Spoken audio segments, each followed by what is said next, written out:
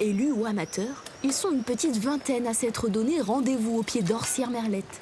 6 km d'ascension montés dans la bonne humeur pour célébrer la 6e venue du Tour de France.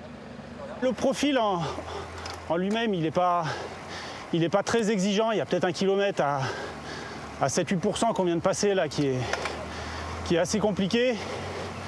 Sinon, le profil est plutôt roulant. Et nul doute que les machines qu'il va y avoir autour, ils vont monter ça à 30-35 à l'heure facilement. Cette montée viendra clôturer la 18e étape du Tour de France, reliant Voiron à Orcières-Merlette. Au total, 185 km et 3800 mètres de dénivelé positif. Un tracé qui devrait permettre d'écrire un peu plus l'histoire de la station sur la Grande Boucle. Quand on regarde les maillots jaunes à Orcières-Merlette, c'est très impressionnant. Luis Ocaña, Eddy Merckx, la rivalité des années 70, Bernard Hinault, Greg LeMond, la rivalité des années 80, et puis Julien Alaphilippe, notre double champion du monde. Donc voilà, je ne sais pas qui sera maillot jaune à Orcières au mois de juillet prochain, mais ce sera forcément un grand. Accueillir l'arrivée d'une étape du Tour de France coûte 168 000 €.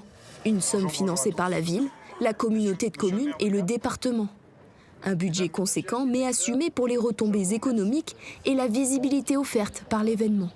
Nous avons 25% de notre clientèle qui est belge. Et les Belges ont connu Orcières grâce au Tour de France. Donc je ne sais pas chiffrer quel impact aura l'arrivée du 23 juillet 2026. Par contre, aujourd'hui, on sait quantifier quel impact a eu sur notre fréquentation le Tour de France de 71. Rendez-vous le jeudi 23 juillet pour connaître le successeur de Primož Roglič, dernier vainqueur au sommet d'Orcières-Merlette en 2020.